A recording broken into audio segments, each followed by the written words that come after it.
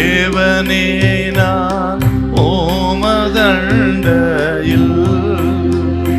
இல்லோம் நெருங்கி சேர்வதே என் ஆவல் பூமியில். மார்க்கு சுவிசேஷம் 5ஆம் அதிகாரம் 35வது வசனம். அவர் இப்படி பேசிக் கொண்டிருக்கையில்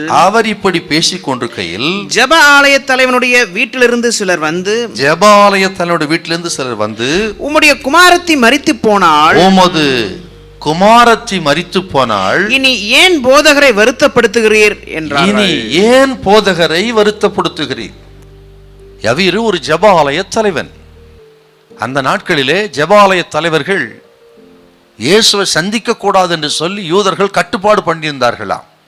ஆனால் இந்த ஜெபாலய தலைவனாகிய யவீரு அவன் ஓடி வந்து இயேசுவின் பாதத்தில் விழுந்து, இயேசுவே, என் குமாரத்தி மரண அவஸ்தையா இருக்கிறாள், நீர் வந்து அவளை சுகமாக்க வேண்டும் என்று அவன் வேண்டிக் கொண்டான். ஏன்னா அவனுக்கு இருந்தது ஒரே ஒரு மகள், அவள் உயிருக்கு போராடி கொண்டிருக்கிறாள். ஒரு தகப்பன் இருதயம் எவ்வளவாய் துடிக்கும் பாருங்க. அப்படி துடித்த ஒரு தகப்பன் இருதயம் யூதர்கள் கட்டுப்பாடை பார்க்கல, அந்த தடைகளை பார்க்கல. எனக்கு தேவை, என் மகள் பிழைக்க வேண்டும், அதுதான் எனக்கு வேணும், யூதர்களின் கட்டுப்பாடு எனக்கு முக்கியம் அல்ல என்று துச்சமாக நினைத்து அவன் ஓடி வந்து இயேசுவின் பாதத்தில் விழுந்து, இயேசுவே, நீரின் வீட்டுக்கு வர வேண்டும் என்று சொல்லி கெஞ்சினான். அழைக்கிறவள் வீட்டுக்கு போகிற ஆண்டவர் இயேசு அவனோடு கூட அந்த வீட்டுக்கு நடந்து வருகிறார். அப்படி வரும்பொழுது, இயேசுவோடு கூட அவன் நடந்து வரும் பொழுது, வருகிற வழியிலே வீட்டிலிருந்து ஒரு செய்தி வருகிறது. அதைத்தான் வாசிக்க கேட்ட ஒரு துர்ச்செய்தி.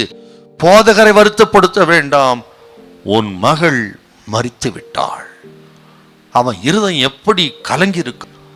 அந்த நேரத்திலே தான் மனுஷனுடைய இருதயங்களெல்லாம் அறிந்த ஆண்டவர், அவன் இருதயம் எப்படி கலங்கும் என்று அறிந்த ஆண்டவர் அவனை பார்த்து சொன்ன வார்த்தை, பயப்படாதே யவீருவே. அவனை திடப்படுத்தி பலப்படுத்தி யவீரோடு வீட்டுக்கு வந்தார். யவீரின் மகளை பார்த்து, சிறுபெண்ணே எழுந்திரு என்று சொன்னார். அந்த நேரத்தில் அவள் அற்புதமான சுகத்தை பெற்று உயிரோடு எழுந்தாளா. இன்னைக்கு நான் விசுவாசிக்கிறேன், எல்லாம் வீணா போச்சுன்னு சொல்லாதீங்க, கலங்காதீங்க.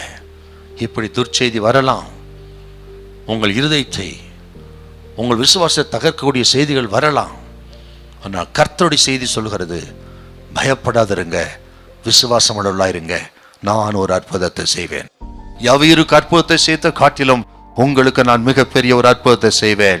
சூழ்நிலை தலைகளாய் மாற்றுவேன், தடைகளை நான் உடைப்பேன், மறுபடியும் உங்களை நான் உயர்த்தி மேன்மைப்படுத்துவேன். ஹல்லேலூயா, ஹல்லேலூயா.